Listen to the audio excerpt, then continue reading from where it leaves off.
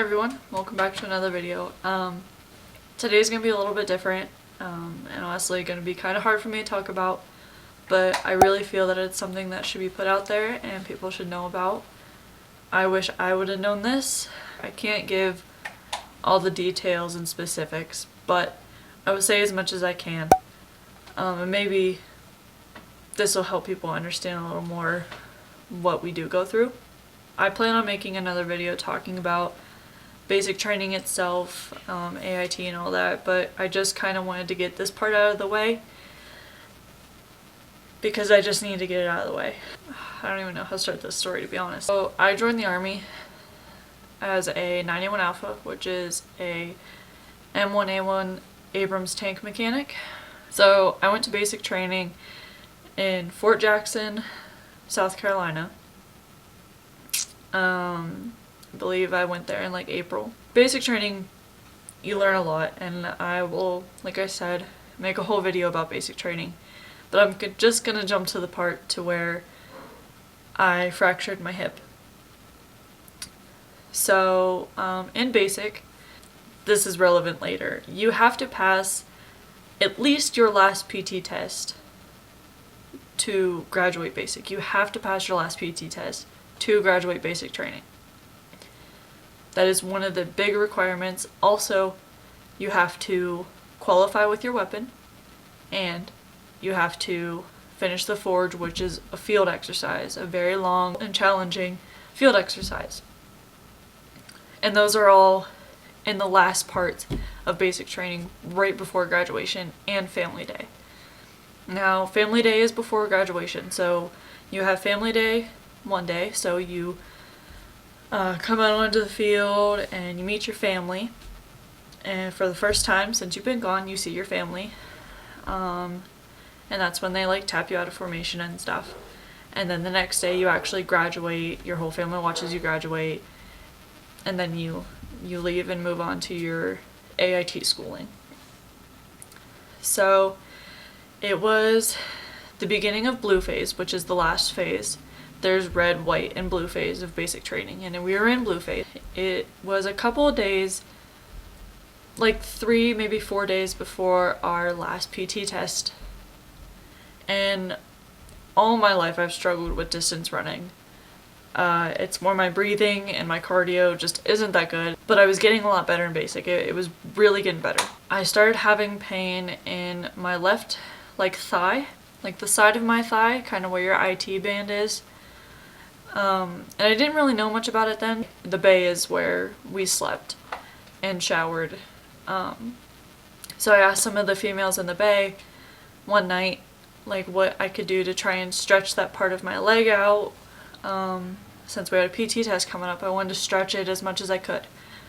So some of the females helped me and helped me with a foam roller to roll out that part of my leg to help, and it did. It helped. It felt a lot better, and I was like, oh, okay, so I just kept doing that. The night before my PT test, and let me put this out there, I'm not religious. Nothing against you if you are, no judgment. But I am not religious personally. I prayed that night to pass my PT test because my leg hurt so bad and I was scared. But I didn't want to tell the drill sergeants that my leg hurt, because if I did, they would send me to sick call and have my leg looked at, and there was a good chance that I wasn't going to be able to take my PT test, and if I didn't take my PT test, I didn't graduate. The next morning was our PT test, and I took Tiger Balm and Icy Hot and put it all up and down my whole left side, from my rib cage down to like my shin. I was covered in Icy Hot and Tiger Balm just to get the pain to numb, and so I couldn't feel it. I stretched a lot that morning. I was drinking tons of water to make sure I was ready. So the 3 parts of the PT test are push-ups, sit-ups, and the 2-mile run. So I did my push-ups, passed that no problem, and then I was doing my sit-ups, and that was really brutal. It really started to make my hip sore. But I pushed through it, passed my sit-ups, I was good. So after that part, you usually get a bathroom break So I went back up to the bay to use the bathroom, and I covered myself in icy hot and Tiger Balm again. So I went down, and we started up, lined up, and my friend there, I won't say names just in case, but my friend there, she is a very good runner, very fast runner, and she said that if she see me struggling, she would come out and she would run with me. I knew she'd be done before me, and she'd known that I had been hurting. Me and her were very close all throughout basic. So she said she would come help me after she was done with her run. This part I don't really remember much of. I remember starting off, and I just tried to keep a good pace and keep my mind clear. And I was running, and I got to like my second lap. You have to do 8 laps around the track for 2 miles. And I was probably on my second lap, and the Tiger Balm, icy hot, it was not working. It wasn't doing anything. The pain was getting really bad. 5th or 6th lap, my friend was already done, and she seen that I was struggling, and I actually started to limp a little bit. So obviously that was gonna end up hurting my run time. It was on my 6th lap. She came out and she ran with me, and she was just pep talking me. I started crying because of how much pain I was in, but I kept running. I never stopped running because I knew if I did, I wouldn't run. I wouldn't keep running. I wouldn't start up again. And she just pushed me through it. She ran beside me and she kept pushing me through it. And then on my last lap, another one of my friends, a male, came out and ran on my other side and were just yelling at me to keep going, to keep pushing, that I could do it. Don't think about the pain. Think about home. Think about my mom and dad. I'm doing this for them, to see them. I'm doing that for them. And I remember getting to the drill sergeant that was clocking my time. I'll be honest. So every drill sergeant or sergeant that grades your PT test usually has something that you have to say when you run by them so they can count your laps. And mine was Skittles 13. And I remember running past my drill sergeant yelling Skittles 13, and she yelled my time 16:32, and I hit the ground. I was just on the ground, crying, kind of more of happiness than anything because I had passed. And eventually some people were able to help pick me up, and I limped back up to the bay. And I couldn't think about anything except for how happy I was that I passed, because there's a really good chance that since I passed my PT test, I should be fine. And I should be able to graduate and be okay. Well, my drill sergeant seeing how bad I was and how bad a shape I was just standing in formation and tears were running down my face because of how much pain I was in. I couldn't march. I tried, but they just kept yelling at me because I wasn't doing it right. And one of my drill sergeants finally pulled me aside and made me go to sick call to get my hip checked out. So I went to sick call. The physical therapist had me lay down on the bed and lift up my left leg straight up. So I lifted my leg straight up like this, and he took his hand and he pushed down, and I had no resistance. He told me to resist and to try and get my leg to go up towards the air while he pushed down, and I couldn't. He pushed on my leg, it hit the bed, and that's like the most pain I've ever been in. And so he told me to get up and walk to the wall and back so he could see me walk. So I walked to the wall and back, and he was just shaking his head. He didn't really have anything to say, he just shook his head. And he told me that I needed to get an MRI to make sure what he thought was going on was true. So I got my MRI done, and they gave me crutches for the day, and then I went back the next day to get my results for the MRI. And he called me in and showed me the image of my hip. And if I can find a picture equivalent to what mine looked like, I'll put it up here on the screen so you can see. I was at a level 4 hip fracture. And he asked me how I took my PT test, and I said, I don't know, I just did. Because I need to graduate, I need to do this. And he said, well, you're not graduating.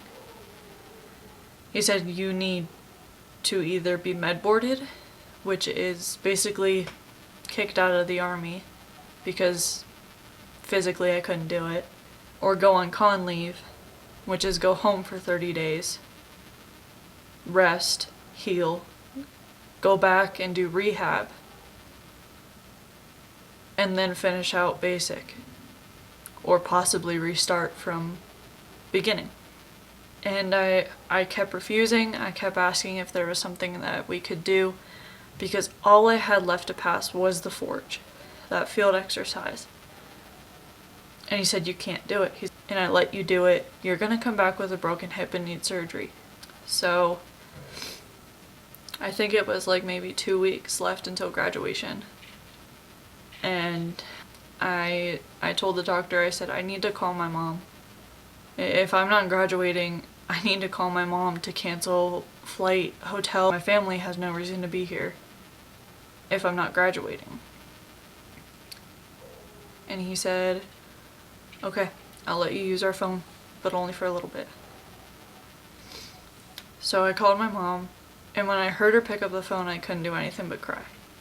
I hadn't talked to her in probably a couple weeks. And I just didn't even know what to say. And I just told her I fractured my hip and I'm not graduating. And she told me it was okay and that it was fine, it's gonna be okay, that it would work out. So I had to get off the phone with my mom. And I went back and I told the doctor, I said, give me Conley. He said, are you sure? And I said, I'm not med boarding, I'm not quitting on this. I'm gonna come back and I'm gonna finish what I started. So he gave me con leave, and I had to go back and take that paper to my drill sergeant. So I took it back to him, and he looked down at the paper and looked up at me and said, I'm so sorry. I said, is there anything that we can do? And he's like, you have done amazing this whole time. He's like, if there's something we can do, we'll figure it out. I said okay, and I went on with my crutches, and it was hard.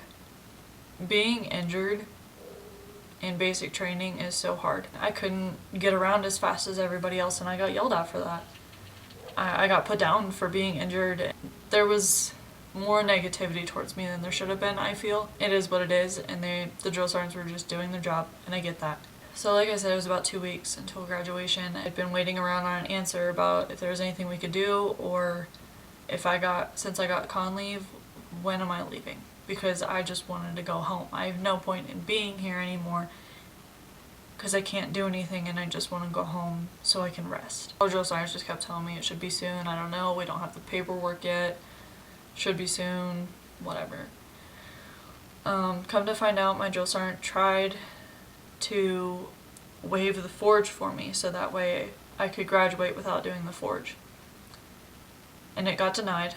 So then all the drill sergeants got together, put another packet together to try and waive the forge again, and it still got denied.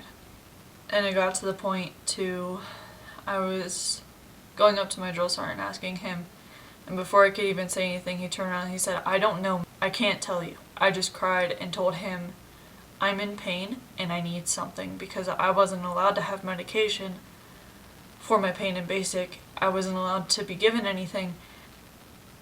And I'm going up and down these stairs all the time and walking back and forth to the DFAC in the company. And then eventually the forge came and I didn't know what I was going to do. And so I got put in what is called med quarters. The best way to explain med quarters, prison. You're put in a room with one other person and all that's in there is a bed. And you're not allowed to do anything. You're not allowed to read a book. You're not allowed to draw. You're not allowed to even get your mail. You go to a little conference room, I guess is what I would call it, and you get brought leftovers from the DFAC that other people didn't eat. And that's what you have for breakfast, lunch, and dinner. And you just go back to your room and lay in bed. And I did that for like the 3 days, maybe 4. 3 or 4 days. I even spent my 19th birthday there. It was rough. It sucked. One of the lowest points that I've had. And then I finally got picked up by my drill sergeant and 2 other males in my company. And I was just so happy to see them. Honestly, so happy to see them so I could go back to my company and at least see people that I know and be surrounded by people that aren't injured or sad and depressed like I was. And I walked in the female bay and the rucksacks were just scattered on the floor. There were boots all over the floor, clothes, just, it was a mess. And my bunk was at the very end of the bay, and so was my friend's. And I remember I walked over there and I woke up one of my friends. I was saying her name and like touching her, and she woke up and looked at me and she's like, "Oh my God, you're back." I said, "What happened? Are you guys okay?" She said, "Yeah, we did it. We made it. We're good." And I was so happy for them. So I walked over to my other friend's bunk and I said her name, and she opened her eyes and teared up a little bit. And I started crying and she's like, "Are you okay? What's going on? What are you gonna do?" And I said, "I'm so proud of you. Congratulations. You made it. You're graduating." And everybody was kind of still a little shocked that I was still here. They thought I would have went home by now. But I said, I don't know. I'm still just here and I'm just waiting. Now, mind you, family day and graduation is probably like 2 or 3 days away at this point. Maybe a little bit longer, I don't quite remember. And I kept waiting and waiting until it was family day. And I sat on the bleachers on the other end of the field, and I watched my class see their families. And mine wasn't there. And I still didn't know when I was going home. After all the chaos stopped, my drill sergeants came by and got me, took me back to the company and gave me my phone. And they said, "At least talk to your family today." So I called my mom, my dad, my friends, and I just talked to them all day. I sat at the company and just talked to them all day while everybody else was out and around base with their families. I just sat there by myself and talked to my family, which was emotional, but I was really happy I was allowed to do that. And then the next day was graduation day. And again, I got to sit and watch my class graduate. And my drill sergeant came up to me and told me that he was taking me so I could go home. So I went to the rehab facility is what I'll call it, which is basically where the broken people go, where they leave and come back from con leave. And that's when I bought my plane ticket for the next day, very early in the morning, to go home. I didn't care the price, I didn't care what time. The soonest one they had, I booked it. I booked that flight. I went home for 30 days. And getting home was so emotional. I felt like a failure, but I knew I was going to go back and I was going to finish what I started. And I was going to graduate. It didn't matter how long it took or what it took to get me to that field to graduate, but I was going to get there. So after the 30 days of con leave, so you go back to the rehab facility and you are there with people that have many other physical problems. Rehab is like basic, as in like you can't have a phone, you only get mail, and you're in a bay with a bunch of other people that have been there for months. and are depressed and want to leave and don't help you to heal at all. When I got there, it was so hard, and I just kept asking people, what can I do to get out of here? What is the first thing I need to do to just get out and leave? Because I don't want to be here. I'm done. And then I finally got with the right people to keep me going. I was in rehab for 3 months, and to get out of rehab, you have to pass a PT test. Now, I'm gonna be honest, rehab is literally every day except for the weekends. You get up, you go to breakfast, and then you go to rehab itself, which is another building, and you do exercises.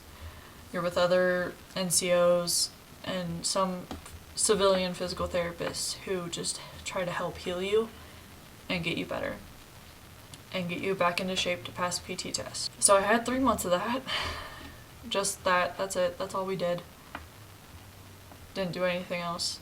Once you got healed enough, you did PT in the mornings, and then you just trained throughout the day to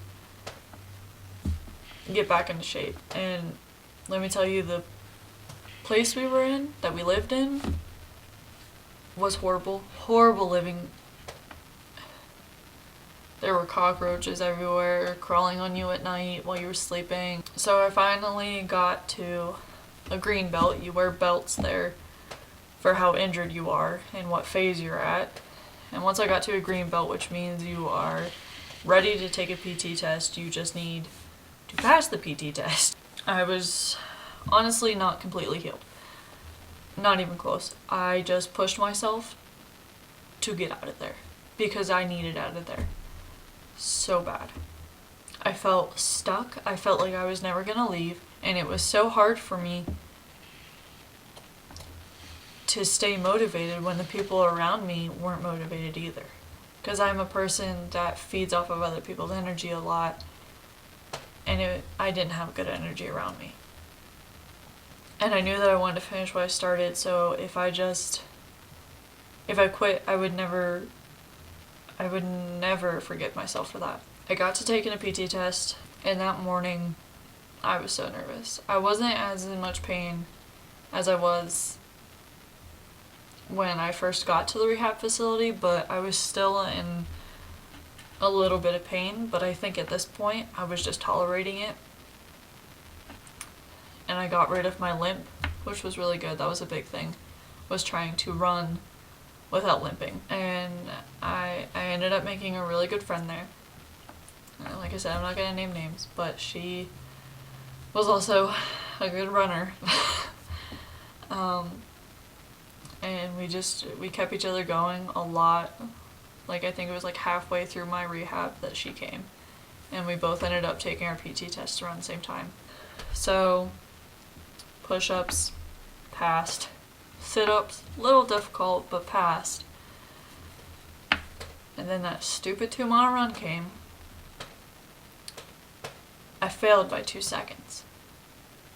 2 seconds. I failed.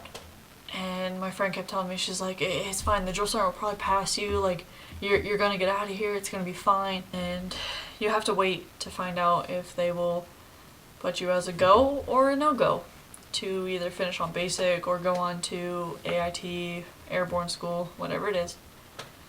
And I was lining up to get my paper. The one NCO, sergeant, she looked down at the paper and looked up at me and said, "You're lucky I like you." And handed me my paper, and it said I had passed. So it was only like a couple days later, and I got to ship out to finish off my basic training. I did the forge. I graduated. And I finally got to see my family on that field. And that's what I wanted more than anything, was to be on that field and have my family tap me out of formation. That's my story. Like I said, I really feel like it's something that needs to be out there, because it's not something that you think would happen to you.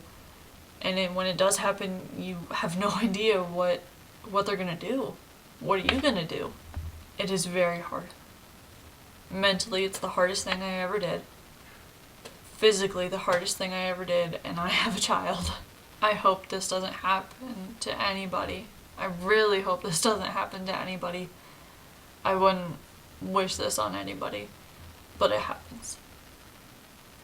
And when you think it can't happen to you, it can happen. And it's hard. I have my moments where I get scared and I get mentally inside, I just get inside my own head thinking that I'm gonna end up stuck again like I was there. Because I just felt stuck. I literally felt like I was gonna be there for the rest of my life. That was my world now. Because that's how they make you feel. They make you feel like you're never gonna get out of there. And that's your life now. Those were the longest 3 months of my life. But if you believe in yourself and you push, you can do it. So that's gonna be it for this video. I really hope you guys enjoyed, and I'm sorry if I seemed emotional. It's very hard for me to talk about, and very little people know all the things that I went through. What I told you now is pretty vague. There was a lot more to it. If you have any questions, please don't hesitate to ask. I'm going to make more videos about the military, about basic training itself, being a female in the military, my AIT, all of that. I'm going to make more videos about it and tell you guys as much as I can. There is some things that I just can't say, but I'll give you guys as much as I can. If you have any questions, any personal questions, feel free to DM me on Instagram. I have all my links down below for any social media. Do not hesitate to get a hold of me, and I'll tell you as much as I can and give you as much advice and information as I can. Thank you guys so much for watching. I really appreciate it. And don't forget to subscribe, hit the notification bell so you don't miss any new videos. Leave a like so that way I know you like these videos. And also, before I forget, subscribe to Toby's channel. He made his own cooking channel. So that's where all the videos will be.